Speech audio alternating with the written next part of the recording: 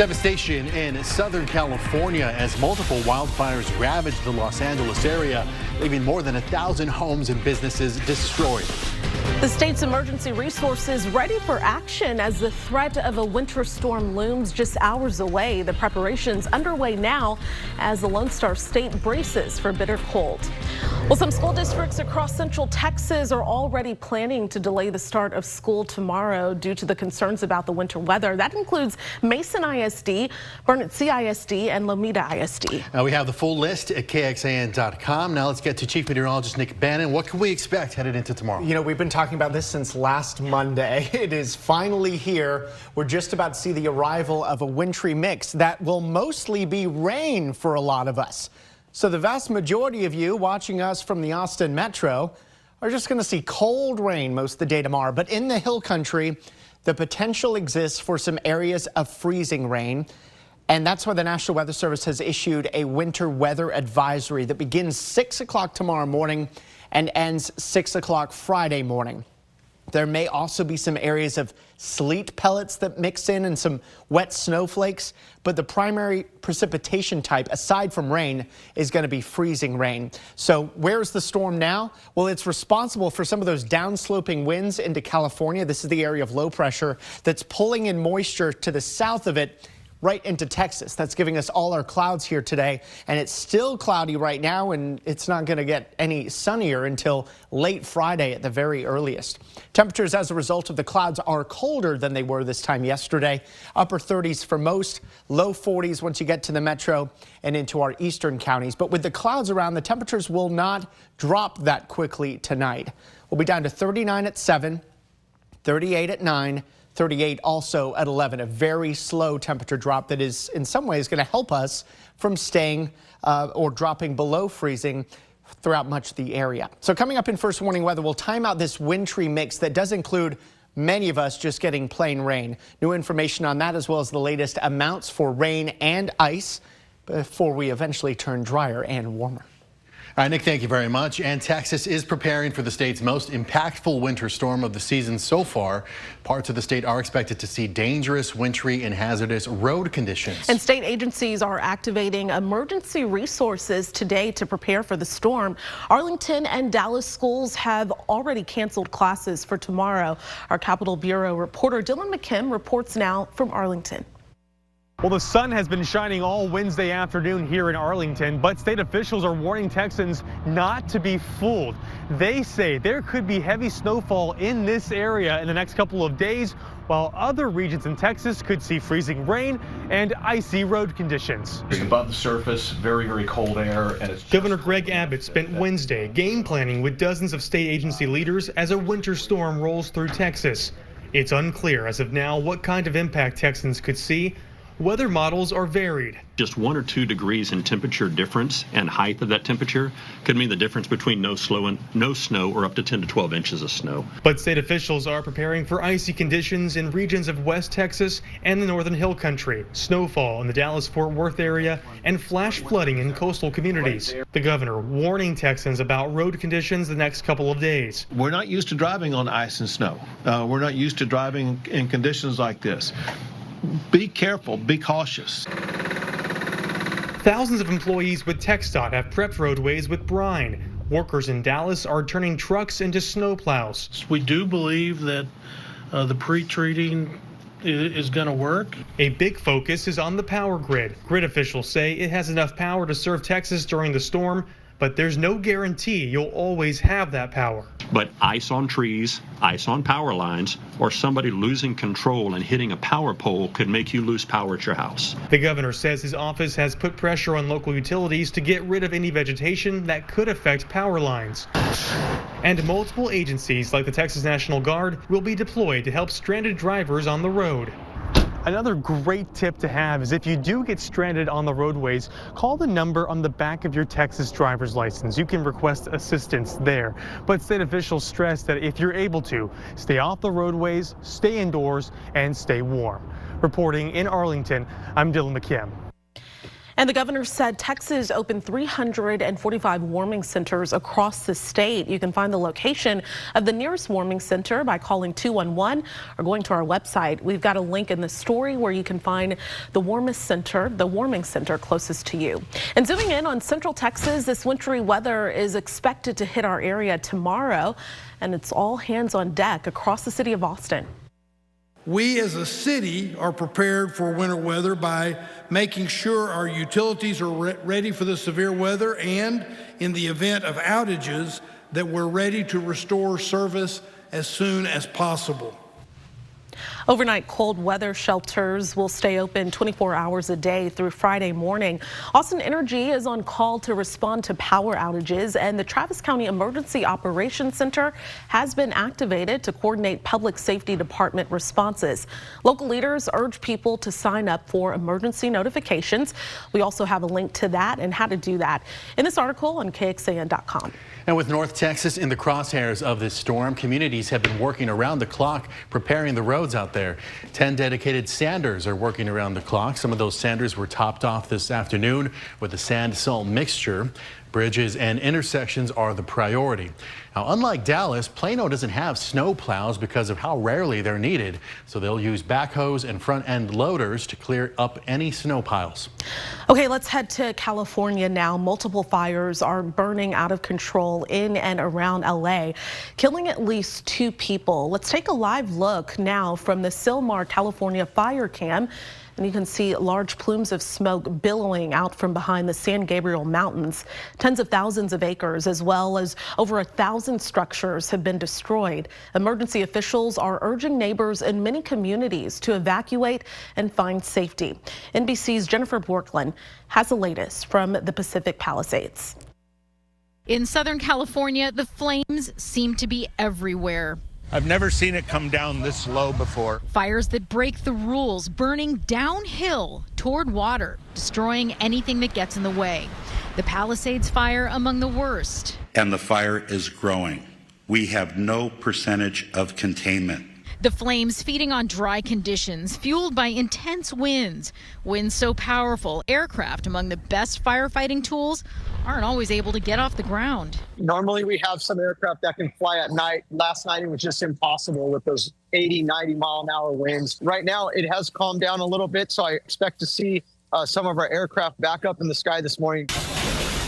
Thousands of buildings already have been destroyed. More are in danger, and people throughout Southern California have been told to leave their homes. Some, however, chose to stay and fight with whatever they could find. This is home. What are we going to do? Where are we going to go? Authorities insist residents need to think about where they'll go when the time comes. Jennifer Bjorklund, NBC News, Los Angeles. Well, back home, the state's public health agency has confirmed it's detected bird flu in a wild bird in Travis County. Austin Public Health says people reported finding dead birds in North Austin earlier this month, and after conducting some tests, a veterinary lab detected the virus in one of those birds. And going in depth on this, since last March, 66 confirmed bird flu infections have been recorded across the U.S. Just yesterday, the Louisiana Department of Health confirmed the first human death attributed to bird flu. Still, health officials have reiterated the general public's risk of contracting bird flu remains low. A plea deal could be in the works for Austin real estate investor Nate Paul. That's all according to discussions in the courtroom this morning. Paul has pleaded not guilty to a dozen federal counts of bank and wire fraud. The idea of a plea deal came up as both sides argued over when the case should be dismissed. Neither Paul's defense team nor the U.S. attorney have spoken openly about a possible plea. This also comes as the judge denied a motion from both sides to push the trial from next month to April. As renters struggle in a tough housing market, the Department of Justice is suing several landlords, including some right here in Austin, for allegedly scheming to keep rent prices high. The DOJ claims the landlords are using an algorithm to help set pricing while sharing sensitive information with competitors to boost their profits. This comes as new data shows half of renters spend more than 30% of their income on rent, and utilities. The DOJ, along with 10 states, is implicating 6 landlords that are in charge of more than 1.3 million units across 43 states and the District of Columbia. Well, if you are house hunting, it's getting easier to afford a home in the Austin metro. One of the largest metros in the country, Austin saw the most improvement in housing affordability last year. That's according to real estate firm Redfin, I should say. Now, based on the city's median income of about $103,000 per year, Austin homeowners would spend nearly 40% of their salary on monthly housing costs. That's down from nearly 43% in 2023. The likely cause is an increase in housing production during and since the pandemic. President-elect Donald Trump is headed to Washington to attend the late President Jimmy Carter's national funeral tomorrow. And as NBC's Alice Barr reports, Trump is also set to meet with Senate Republicans today as his legal team asks the Supreme Court to block his hush money sentencing. President-elect Trump returning to Washington today to pay respects to former President Jimmy Carter, whose national funeral is tomorrow, and to meet with Senate Republicans ahead of next week's cabinet confirmation hearings. Hanging over it all, a legal showdown with the president-elect asking the Supreme Court to block sentencing set for Friday in his New York hush money case. He addressed his legal battles yesterday. Because I did nothing wrong. By the way, I did nothing, absolutely nothing wrong. In a new filing today, the Trump legal team pressing for a stay, quote, to prevent grave injustice and harm to the institution of the presidency and the operations of the federal government, arguing the president-elect is protected by the Supreme Court's recent ruling on presidential immunity. A jury convicted Mr. Trump in May of falsifying business records to cover up an alleged affair with a porn star. All allegations the president-elect fiercely denies. After an initial sentencing delay, the trial judge, Juan Merchan, concluded Mr. Trump does not have immunity until his January 20th swearing in. In a statement, a Trump spokesman again labeling the case, quote, political weaponization of our justice system. It all comes as special counsel Jack Smith has wrapped up final reports in the 2 Trump federal cases that, stymied in appeals, never made it to trial.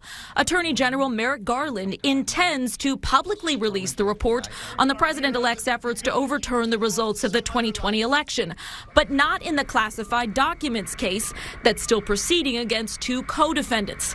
A scramble to tie up legal loose ends in the final days before President-elect Trump's inauguration. In Washington, Alice Barr, NBC News. Okay, some of our local school districts already making the call to delay the start, and then we see what's happening in North Texas as well. What are you seeing on the radar now? So here locally, nothing. Okay. Still, for those, especially in the hill country where our wintry mix chances are highest, this evening's a great evening to get some things done that require you to drive around. If things get a little too icy for you to do that here tomorrow morning, then you will be happy that you got those errands done here tonight. It is just cloud cover across Central Texas now. There is a little bit of light wintry precipitation off to the west of us. We will see more of that moisture pulling in from southwest to northeast through the night. But even when you wake up at 7 tomorrow morning, it won't be raining or wintry mixing everywhere. We'll still be in the process of getting this to become widespread. I do want to show you that wintry mix is much more common through the Dallas and Arlington area through the day tomorrow, whereas here will be primarily a cold rain unless you're in the hill country. Things do dry out rather nicely early Friday morning. Let me show you more of the local view now, because tonight is just about the clouds. Past midnight, between about 3 a.m. and 9 a.m., we'll see scattered rain showers that may also produce some light glazing of ice in the hill country. Where you see the pink here, that is freezing rain or sleet, but in this case it's more likely to be freezing rain than sleet, although a little bit of sleet can mix in. As we approach midday, the coverage of precipitation starts to become more widespread, and then we're all dealing with either soaking and at times heavy rain during the afternoon, but there's still the potential, even though you're not seeing it here, for some spotty icing to continue in our coldest of spots in the hill country. Otherwise, a very cold, wet day for most of us. And then in the hill country, there could be some iciness involved. When does this all wrap up? The first few hours of Friday morning. We may even see the rain ending briefly as a few wet snowflakes on the very tail end of this, but that would be in the middle of the night when you're asleep anyway. And then as you're waking up Friday morning, we're back to dry. The one exception to that Friday A few flurries or sprinkles possible during the day. So as far as the ice forecast, hand-tailored by the First Warning Weather Team, still the chance for spotty icing in the metro, but it's a little more likely in far western Williamson, Travis, and Hayes counties, and then much more likely in the Hill Country, where scattered icing amounts up to 0.15 of an inch are possible. Even though you may be watching us from the Hill Country now, it doesn't guarantee you get icing, but there will be some areas of icing in the Hill Country. What about snow? Don't get excited about this. Just the potential for some flakes to mix in. Primarily, it's rain or freezing rain, although a coating to an inch of snow or sleet is possible in northern San Saba County. Most of us, it's a cold rain, remember, and plenty of it. One of our wettest days in a while, 1 to 2 inches of rain for most of the Hill Country, all of the metro, and all of our eastern counties here tomorrow through early Friday. There may be parts of the western Hill Country that don't quite get to that 1 inch mark, but you'll be close. So tonight's forecast, down to 34, staying above freezing in Austin. Scattered showers arriving really late in the night, if not more likely closer to dawn. Just about 30% of us getting rain showers or freezing rain showers overnight. Remember where those freezing rain showers will be in the Hill Country. A cold rain for most of us tomorrow, but the potential for some icing in the Hill Country. Here's how those precipitation chances ramp up in the morning. Numerous by midday and then widespread during the afternoon and early evening before gradual drying tomorrow night. Temperatures are not going to move much here tomorrow, oscillating between the mid to upper 30s in the metro, the low to middle 30s in the Hill Country. Here's a look at our First Warning Weather 7-day forecast. You'll see your Friday is mostly dry. For the rest of the day, breezy, 42 and mostly cloudy. Sunny Saturday, 56, up to 60 on Sunday. Then a cold front, a dry one, knocks us back into the 50s next week. We'll be right back.